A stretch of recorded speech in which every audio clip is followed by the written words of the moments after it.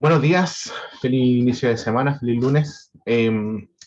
Hoy comenzamos, ¿cierto?, con otra de las enfermedades que más prevalencia, con más frecuencia se presentan en nuestro país, ya de carácter pandémicos también, que es la diabetes mellitus. Ya vamos a comenzar un poquito a hablar de lo que es esta enfermedad muy, muy, muy complicada, muy difícil, ¿cierto? De un momentito que está mi perrita llorando. Ahí sí, ya. Em, Diabetes mellitus, ¿cierto? Una enfermedad de carácter pandémica, como le iba diciendo, muy complicada, una enfermedad que lleva mucho, mucho, mucho tiempo desarrollándose acá en Chile, ¿cierto? Debido a las malas alimentaciones, malos hábitos, ¿cierto?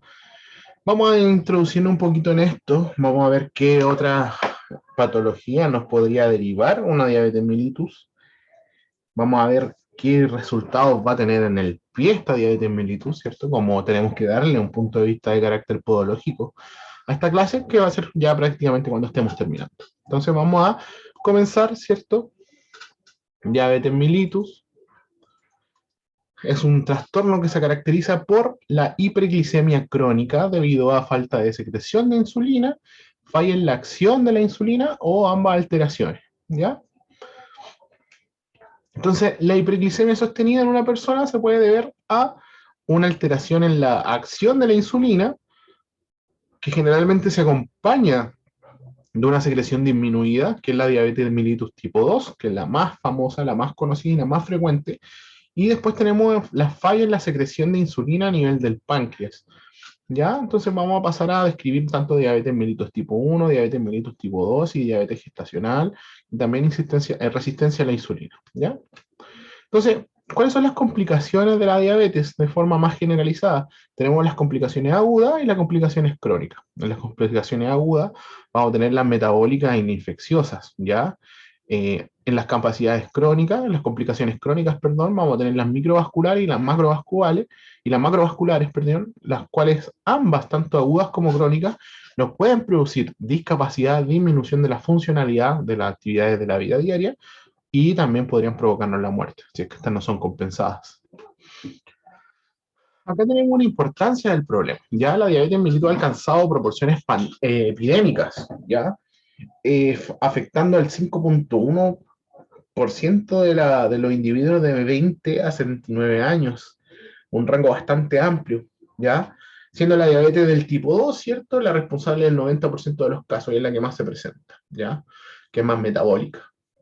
En los países más desarrollados, la prevalencia de la diabetes mellitus 2 es alrededor de un 6%, y en este tipo de diabetes, que antes se consideraba como de inicio tardío, hoy se ve, ¿cierto?, en niños desde los 8 años de edad, ¿ya? Donde se está conociendo la diabetes prejuvenil. Ya antes existía la diabetes juvenil, ahora está existiendo la diabetes prejuvenil o la diabetes infantil. Entre los adolescentes caucásicos afectados, ¿cierto? El 4% tiene diabetes y el 25% intolerancia a la glucosa, ¿ya? Entonces, eh, no es un problema menor esto de la diabetes. Es un problema que se nos ha suscitado, ¿cierto? Como equipos de salud, hemos tratado de abordarlo, ¿cierto? Desde muchos ámbitos. La prevención siempre es uno de los ámbitos que más se ocupa, pero eh, tanto en el estilo de vida como en la alimentación, ¿cierto? Es donde más se tiene que aprovechar y donde menos quizás invertimos nosotros como personas, ¿ya? Yo creo que del porcentaje de población sedentaria acá en Iquique, que no es muy alto, yo creo que la mayoría podrían ser diabéticos, así como dándole un corte bastante, bastante alzado, ¿cierto? Y bastante, eh, así como a ojo alzado. Aquí en Iquique sufrimos de mucha diabetes, ¿cierto? Lo sé por todas la, las atenciones las atenciones primarias, ¿cierto? En CEFAM, en el hospital, toda la gente que acude, ¿cierto? A los endocrinólogos, a los diabetólogos, a los nutricionistas, todos acuden por diabetes, ¿ya? Entonces, la clasificación de la diabetes podemos describirla en tres, ¿cierto? En tres orígenes. Tenemos la diabetes tipo 1, o la diabetes mellitus tipo 1, la diabetes mellitus tipo 2 y la diabetes gestacional, ¿ya? Entonces la diabetes tipo 1 se desarrolla como consecuencia de la destrucción de células beta del páncreas. O sea que es un problema más que nada de carácter autoinmune, en donde, acuérdense, en el sistema endocrino, las células beta del páncreas que producen insulina se empiezan a destruir, se empiezan a autodestruir, ¿ya? Y esto, las células beta son las que producen la insulina. Y si no tenemos insulina, no tenemos regulación de los niveles de glucosa en la sangre y por consecuencia vamos a tener diabetes, ¿ya? Entonces esa es la diabetes mellitus tipo 1, que es la menos frecuente. Después tenemos diabetes mellitus 2, que pasa por distintas etapas antes de que se llegue al diagnóstico. La primera fase de la diabetes mellitus tipo 2 es la intolerancia a la glucosa o prediabetes, que se llama, ¿ya? Entonces, la diabetes mellitus tipo 2, el individuo no necesita aporte de insulina, pero podría llegar a necesitarla, ¿cierto?, a lo largo de su evolución, ¿ya? ¿Cuál es la fisiología de la glucosa en la insulina? ¿Ya? En términos simples, la insulina es la llave que abre la puerta para que la glucosa ingrese a la célula y pueda ser reutilizada por esta para obtener energía, ¿cierto?, y llevar a cabo sus procesos metabólicos. Entonces, imagínense que en la diabetes mellitus tipo 1, esa llave no existe, ¿ya? Esa llave no existe, entonces las células no van a poder captar la glucosa que está en sangre, ¿cierto? Y no van a poder llevar a cabo sus procesos metabólicos, ¿ya? Entonces ahí es importante saber manejar, ¿cierto? Ese tipo de enfermedad. Por lo tanto, ¿cierto? Una falla en la insulina, ya sea en su producción o su función de transporte de glucosa, va a generar un aumento de glucosa en la sangre. ¿Por qué? Porque no hay quien la capte y eso va a generar diabetes mellitus, ¿ya? Entonces, si es uno, es porque no hay producción de insulina, ¿cierto? Porque el páncreas no la está produciendo. Y si es mellitus 2, es porque hay un problema ahí el, en el desarrollo metabólico, ¿cierto?, de la producción de la insulina, ¿ya? Obviamente lo vamos a ver con más detalle. Entonces, la insulina, acuérdense, en la clase de endocrino, una hormona producida y secretada por las células beta del páncreas, ¿ya? En realidad por las células beta de los islotes de Langerhans del páncreas, ¿ya? Pero dejémoslo que la producen las células beta del páncreas. Permite disponer a las células del aporte necesario de glucosa para los procesos de síntesis con gasto de energía. ¿Ya? Su función es la de favorecer la incorporación de glucosa, esa glucosa que nosotros ingresamos a través de la ingestión cuando comemos, ¿cierto? Eso pasa por el sistema digestivo, acuérdense que se defragmentan, se minimizan o se simplifican todas las partículas de la comida y se separan en aminoácidos, en grasa, en glucosa, y la glucosa, ¿cierto? Cuando la queremos disponer, se pasa a la sangre y las células las van tomando, ¿cierto? Para hacerle ingreso hacia su interior y producir energía, ¿ya? Entonces, su función es la de favorecer la incorporación, la insulina, perdón, es la de favorecer la incorporación de glucosa a la sangre hacia las células, ya se libera por las células beta del páncreas y cuando el nivel de glucosa en la sangre es alto, ¿ya?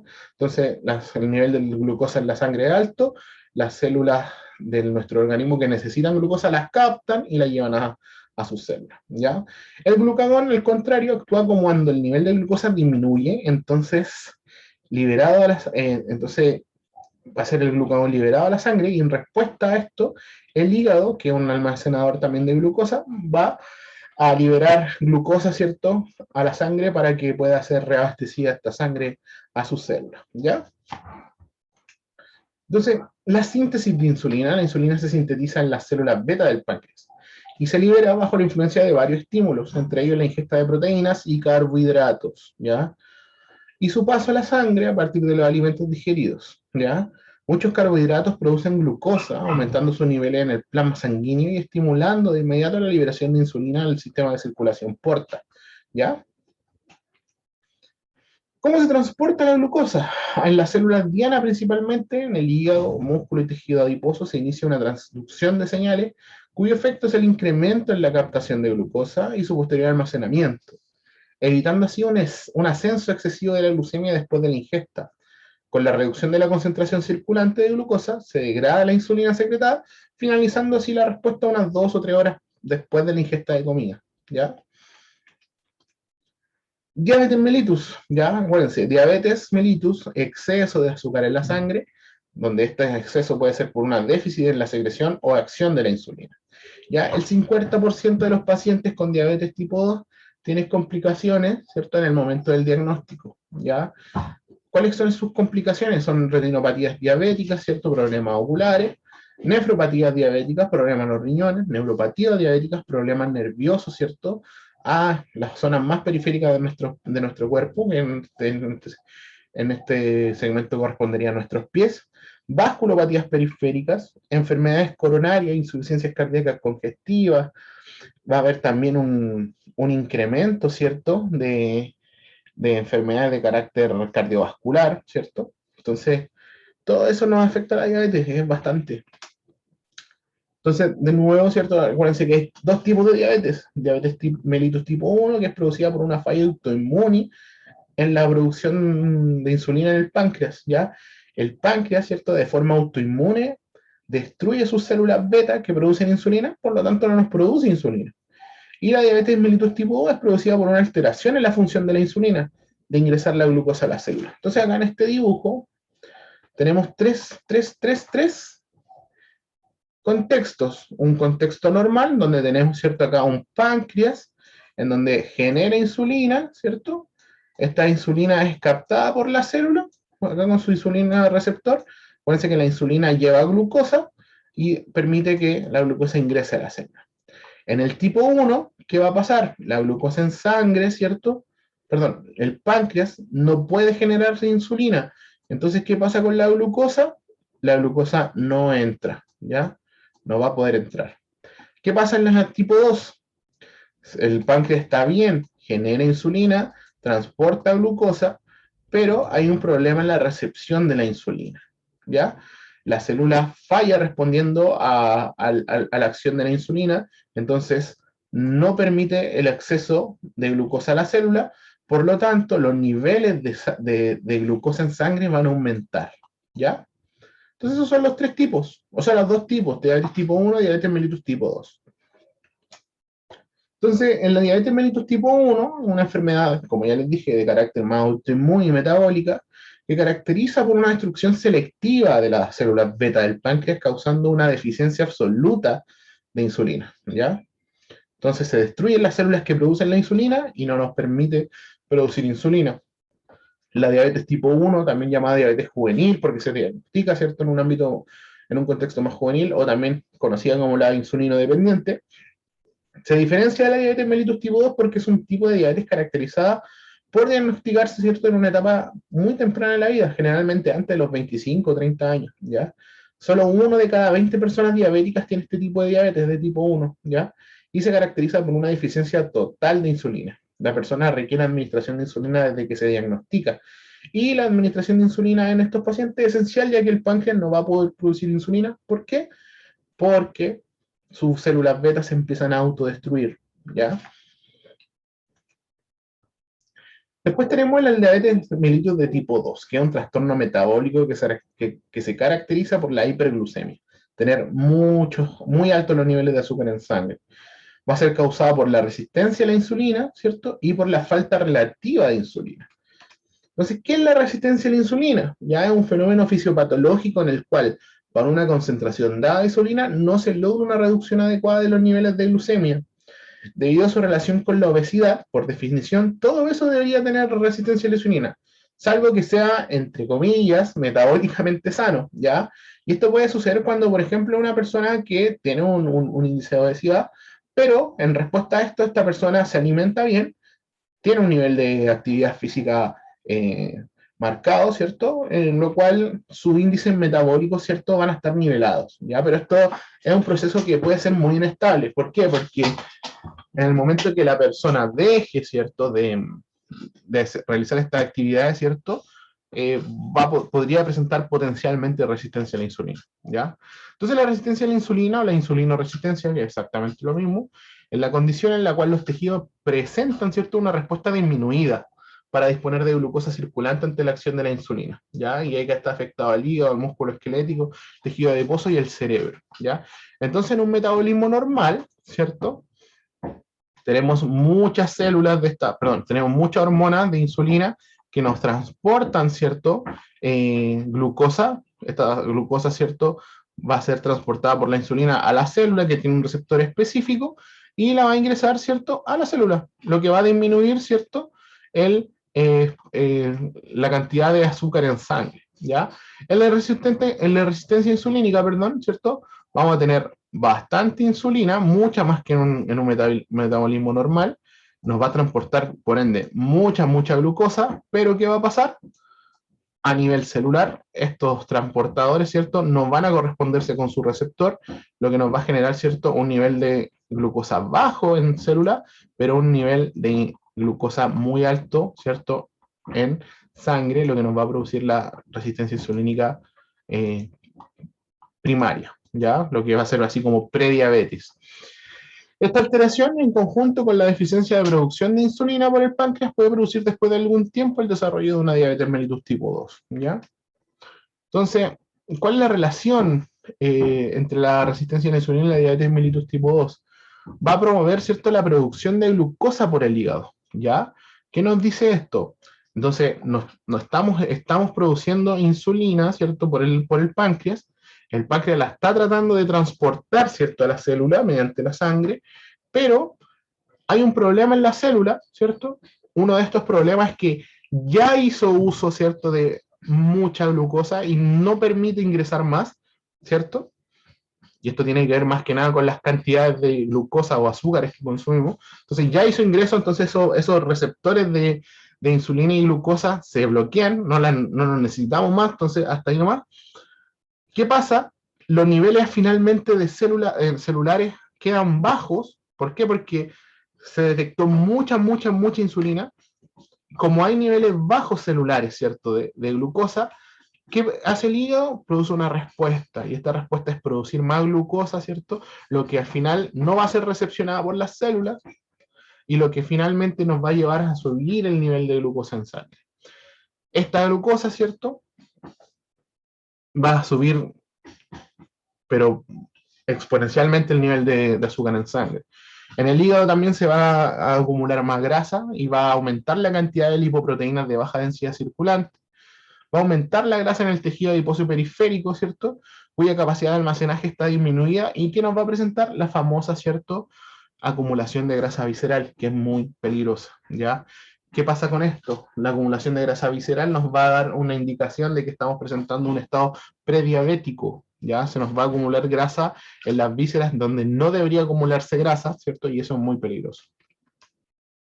Entonces, acuérdense que el adipocito es una célula que básicamente acumula ácidos grasos en forma de triglicéridos.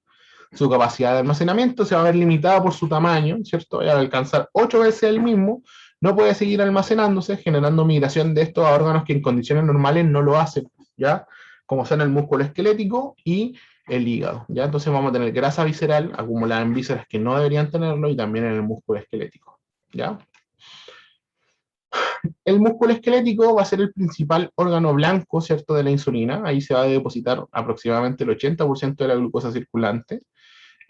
La llegada de los ácidos grasos va a bloquear las señales de insulina, lo que lleva, ¿cierto?, a la resistencia insulínica en el tejido muscular esquelético, ¿ya? Ahora, vamos a hablar de diabetes mellitus tipo 2, ¿cierto?, que también perdón, que tiene bastante relación con la resistencia a la insulina. Deme un momento. Entonces, la diabetes mellitus tipo 2 está relacionada casi a que necesariamente la condición de obesidad y, por lo tanto, con la resistencia a la insulina. Pero se requieren también adicionalmente un deterioro de la función celular de las células beta pancreáticas, ¿ya?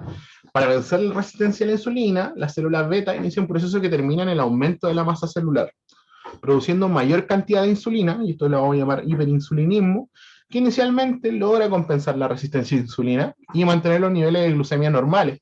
Sin embargo, con el tiempo, la célula beta pierde su capacidad para mantener la hiperinsulinemia compensatoria, ¿cierto?, por esta disminución, produciéndose un déficit relativo de la insulina con respecto a la resistencia a la insulina, ¿ya? Aparece finalmente la hiperglucemia, ¿cierto? Inicialmente en los estados postprandiales, que es cuando pasan más de 2 horas después de comer, y también en ayunas, por lo cual se establece el diagnóstico de la diabetes mellitus tipo 2.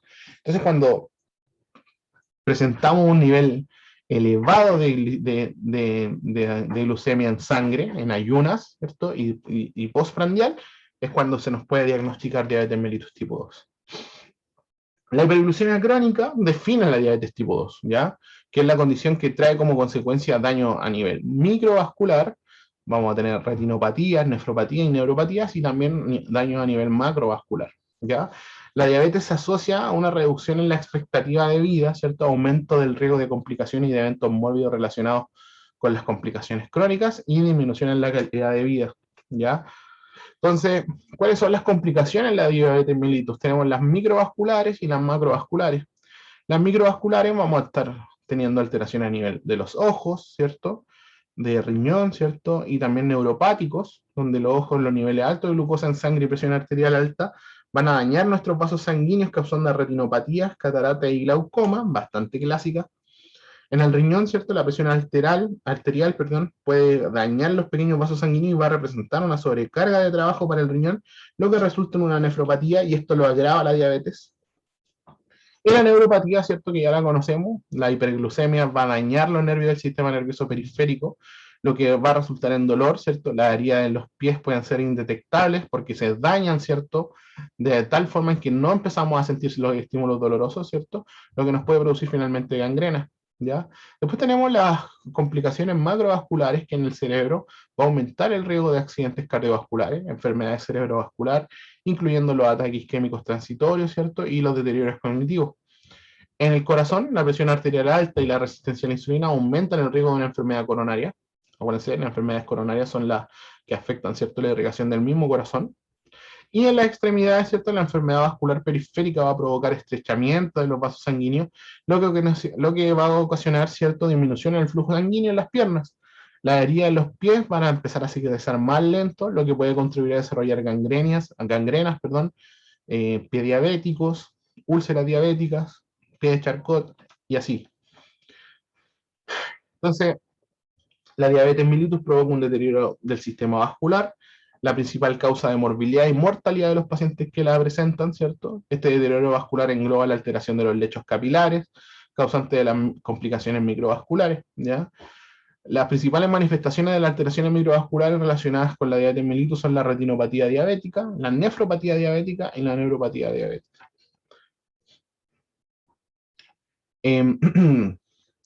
¿Cómo es que se dañan los tejidos? ¿Cómo es que se dañan cómo es que se presenta el daño tisular, ¿cierto? A nivel microvascular.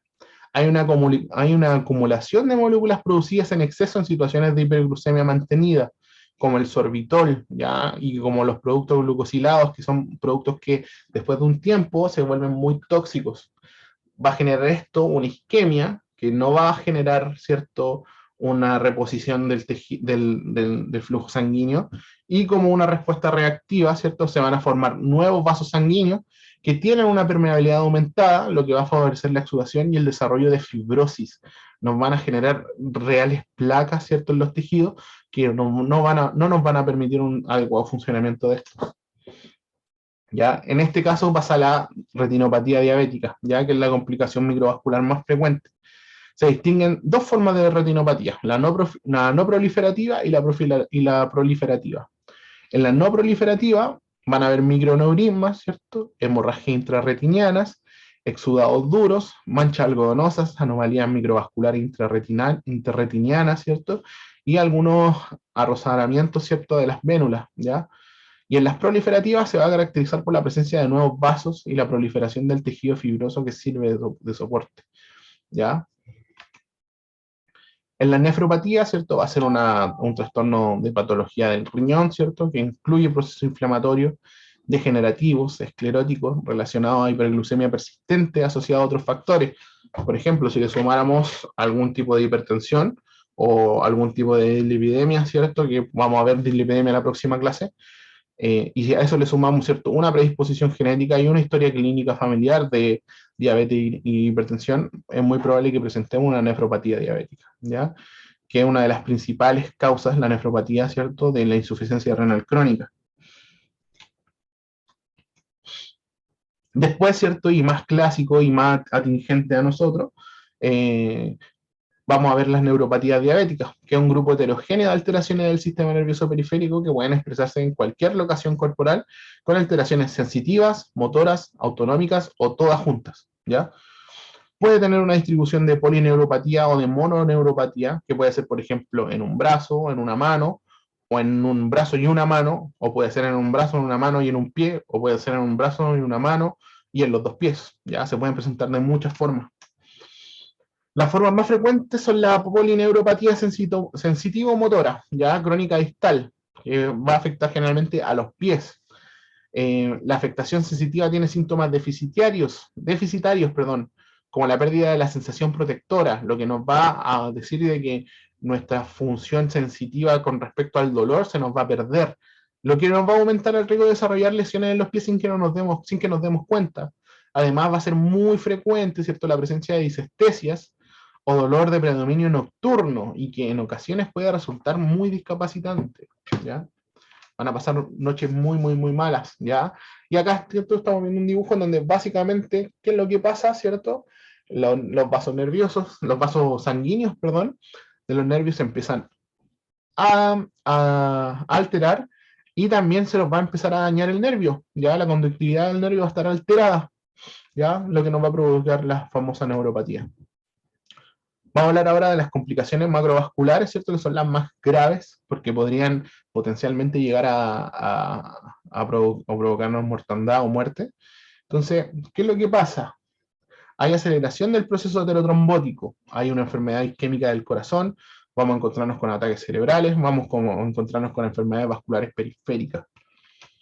Entonces, ¿cuál es la más conocida? La aterosclerosis, perdón, ¿ya? Las características de las lesiones ateroscleróticas en los pacientes diabéticos van a ser un desarrollo más rápido y precoz de la enfermedad, ¿cierto?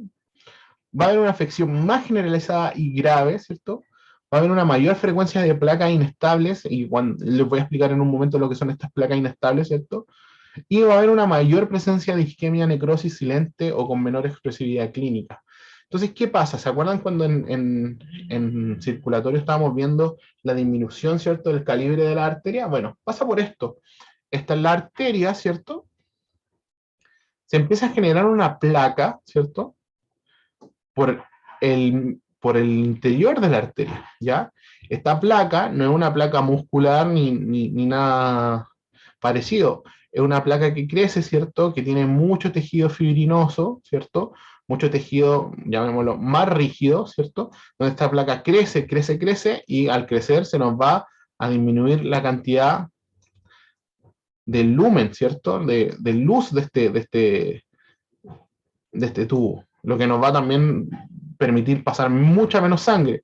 ¿Qué pasa con estas placas? Estas placas son muy inestables, se fracturan bastante o se rompen bastante, y estas placas, al ser rígidas, al fracturarse, ¿qué nos van a generar? Nos van a generar un tapón, y ese tapón, al correr sobre la sangre, nos va a llegar a tapar una arteria, y esta arteria puede ser una del corazón, y si es que pasa a ser una del corazón, ¿cierto? Y se produce una irrigación o una disminución de la irrigación, ¿cierto?, hacia el cerebro, es muy probable que suframos un accidente cerebrovascular. Las principales manifestaciones clínicas de la arteriosclerosis son la cardiopatía isquémica, los accidentes cerebrovasculares, ¿cierto?, y la insuficiencia arterial periférica. Después tenemos la cardiopatía isquémica, ¿cierto?, que es la sintomatología de las cardiopatías isquémicas, es el resultado de la insuficiencia arterial coronaria, que muchas veces en los pacientes con diabetes no se manifiesta, ¿cierto?, de forma característica, ¿ya? Y esto es muy complicado, ¿por qué? Porque una cardiopatía isquémica hace que las arterias que empiezan a nutrir al corazón de sangre, porque el corazón también necesita su propio sistema de irrigación sanguínea, se empiezan a tapar, ¿ya? Y va a morir eventualmente la parte del corazón que no fue irrigado, ¿ya? Imagínense un motor que tiene 4, ¿cierto?, válvulas, o tiene 4, ¿cierto?, pistones. Imagínense si se muere uno, ¿ya? Van a empezar otros procesos, ¿cierto?, muy, muy, muy complicados, en donde el corazón se va a ver más forzado a trabajar, ¿cierto?, y nos va a producir otro tipo de enfermedades. Accidente cerebrovascular, ya muy, muy, muy, muy conocida esta enfermedad por oclusión y formación de trombos en las arterias que irrigan al cerebro. En el lugar donde se ocluye el vaso, la zona irrigada por el vaso sanguíneo se ve desprovista de sangre, no va a llegar oxígeno a la zona, se deja de irrigar, ¿cierto?, y oxigenar el área, lo que nos va a generar un accidente cerebrovascular, y eso cerebrovascular nos va a generar un sinfín, ¿cierto?, de alteraciones futuras, ¿cierto?, que podrían ser, por ejemplo, una hemiparesia en una parte del cuerpo, ¿cierto?, disminución de la función de las actividades diarias y así otras complicaciones. Y después tenemos la famosa enfermedad arterial periférica, que es una condición que se caracteriza por la presencia de enfermedad oclusiva arterial aterosclerótica, ¿cierto?, de la extremidad inferior y un marcador de enfermedad aterotrombótica, ¿ya? Constituye un factor de riesgo para las amputaciones de extremidades y es frecuente que se asocie a enfermedades cardiovasculares y sintomáticas. Lo que nos va a pasar, ¿cierto?, es que esas mismas placas que vimos, ¿cierto?, que se podrían generar en zonas cercanas, ¿cierto?, a irrigaciones de órganos nobles como son el cerebro, ¿cierto?, y otros órganos, se van a generar a niveles periféricos, ya a niveles de la pierna, ¿cierto?, en donde estos va a llegar a un punto en donde se va a cerrar completamente y va a quedar toda esta zona, ¿cierto?, sin irrigación sanguínea y vamos a tener que generar una amputación. ¿Para qué? Para que esta irrigación se corte, ¿cierto?, y no siga subiendo una necrosis, ¿cierto?, o una gangrena, ¿cierto?, a niveles más superiores. Vamos a hablar del pie diabético neuropático ya para ir cerrando, ¿cierto? Ya lo conocen ustedes, los que han seguido las clases día a día, ¿cierto? El aumento de la glucemia va a deteriorar la estructura y la función de los nervios del pie, lo cual la neuropatía diabética va a ser de origen metabólico, lo que va a implicar que es bilateral, o sea que va a afectar ambos lados del pie y va a afectar a los pies, ya afecta a la parte más lejana del corazón, en este caso va a ser los pies. La frecuencia de la neuropatía es muy alta, afecta aproximadamente el 20% de los diabéticos en el momento del diagnóstico y aumenta el 60% de los 10 años de enfermedad y el 90% de los diabéticos con úlcera también van a tener neuropatía, ¿ya? Por lo tanto, el diabético con neuropatía tiene un pie totalmente indefenso por la afección sensitiva, ¿ya? No va a percibir los traumatismos constantes que recibe el pie, los cambios de posición involuntaria, ¿cierto? Y entre paréntesis, es lo que nos va a presentar finalmente el pie de Charcot. No va a haber una sudoración, va a haber una piel seca, la sangre de la microcirculación va a evitar muchas veces que los capilares y los nutrientes, ¿cierto? A esto se une la deformidad provocada por la neuropatía motora, ¿cierto? Va a haber una neuropatía motora, el control motor del pie que depende del equilibrio entre los músculos flexores y extensores, se va a afectar, ¿ya? Al afectar la musculatura del pie, se produce un predominio de la musculatura de la pierna, ¿ya? Que va a provocar una deformidad en el pie, sobre todo de las articulaciones metatarsofalángicas e interfalángicas, ¿ya? Esta deformidad hace que la carga de apoyo y el roce del zapato se concentre en la zona deformada, desarrollándose hiperkeratosis, ¿cierto?, que aumentan la propia deformidad y actúan como un clavo sobre los tejidos subyacentes, llegando a provocar, ¿cierto?, la rotura de la piel, y esta rotura de la piel, si es que no se cuida, se va a convertir en una úlcera, ¿ya? Después tenemos el pie diabético isquémico, que es un poquito, que es mucho más peligroso, ¿ya? La isquemia se va a producir por estenosis y obstrucción de las arterias de las extremidades inferiores debido a la macroangiopatía diabética o arteriosclerosis en diabético. La arteriosclerosis, ya la hemos visto, es una enfermedad degenerativa, progresiva, global y irreversible de la arteria. Es la causa más frecuente de muerte en el mundo por infarto de miocardio y cerebral, más aún en diabéticos, ¿ya? En diabéticos la arteriosclerosis, ¿cierto?, de las piernas tiene unas características concretas. Afecta a una edad más temprana a mujeres, al igual que a hombres, ¿ya? En no diabéticos, por cada mujer hay 7 u 8 hombres afectados, ¿ya? A arterias distales. Las arterias distales son las que hay por debajo de la rodilla, ¿ya? Es más fácil que aparezca calcificación arterial y es más fácil que aparezca úlcera, gangrena o, o una isquemia crítica, ¿ya?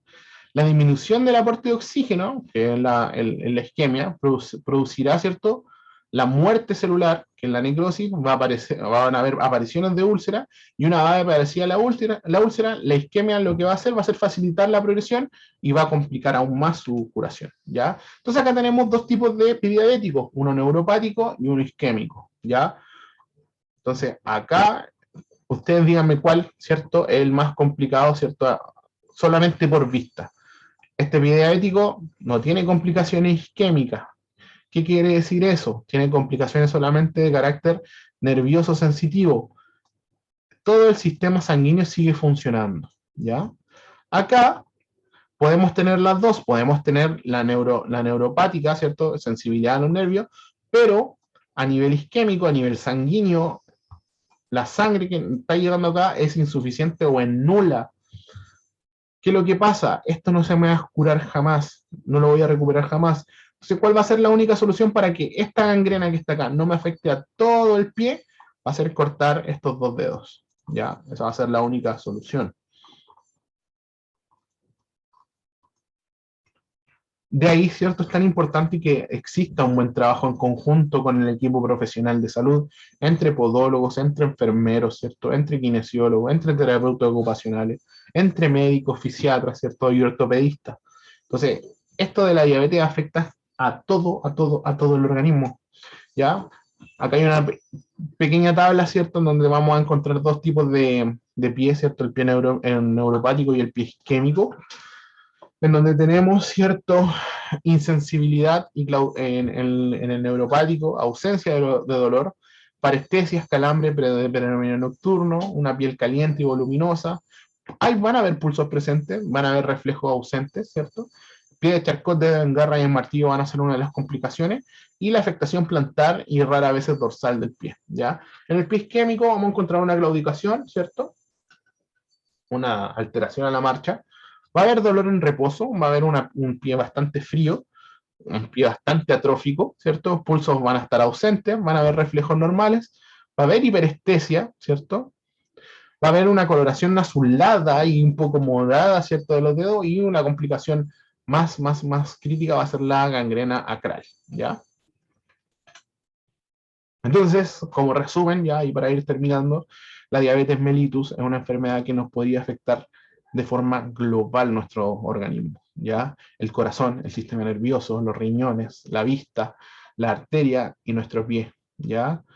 Nos va, si es que nos ponemos un poquito más pensativos, ¿cierto? Nos va a afectar el pie, nos va a afectar nuestra libertad, ¿cierto? Nos va a afectar nuestro ojo, nos va a afectar nuestra visibilidad, nos va a afectar nuestro sistema renal, ¿cierto? Nos va a afectar al corazón, nos va a afectar al sistema nervioso, nos va a afectar a nuestra arteria, ¿ya? Una enfermedad que es muy complicada y es una enfermedad que te va matando como de a poco, ¿ya? Te va matando muy lentamente, entonces hay que cuidarse mucho, ¿ya? ¿Cómo se diagnostica la diabetes? Hay una regla de las 4P, ¿ya? Que es una sospecha diagnóstica que podríamos presentar, ¿cierto? Idealmente cuando si usted llegase a tener estas 4P, preocúpese, ¿ya? Que uno es la polidipsia, la poliuria, la polifagia y la baja de peso o la pérdida de peso, ¿ya? Entonces, ¿cuál es la poliuria? Es la eliminación de gran cantidad de orina. La polidipsia es el aumento de la sed. Ando constantemente tomando mucho líquido y no necesariamente agua. Generalmente busca tomar o Coca-Cola o jugo, ¿cierto? Cosas dulces. La polifagia, que es un apetito exagerado, tengo mucha hambre, y la pérdida de peso, ¿ya? Esas son las 4P que hay que tenerle mucho ojo. ¿Cómo finalmente se diagnostica? Se toma una glicemia en ayunas, ¿cierto? Y se hace una prueba de tolerancia a la glucosa oral, ¿ya? Después de eso se analiza sangre y nos arroja los resultados, ¿cierto? De glucosa en sangre y nos demuestra si es que tenemos diabetes o no. Tratamiento, ¿cierto? Alimentación saludable, régimen diabético, bajo en carbohidratos, ¿cierto? Actividad física. Esto está orientado así para personas de adulto mayor, ¿cierto? En donde una caminata diaria, ¿cierto? Rápida por 30 minutos al día nos va a hacer bastante bien, ¿ya? Pero se han demostrado actualmente algunos tipos de entrenamiento y algunos tipos de alimentaciones que están cortando los procesos diabéticos, ¿ya? Que si se interviene de forma temprana se pueden cortar, ¿ya? Eso ha sido la clase del día de hoy, ¿cierto? Un poquito larga, pero bastante importante. Espero que puedan leer, ¿cierto? El documento del MinSal que está también en la plataforma. Es de carácter obligatorio, así que espero que lo puedan leer. Nos estaríamos viendo, ¿cierto? El próximo miércoles vamos a empezar a pasar lo que es las dislipidemias y sería que estén muy bien. Les deseo un buen lunes. Hasta pronto.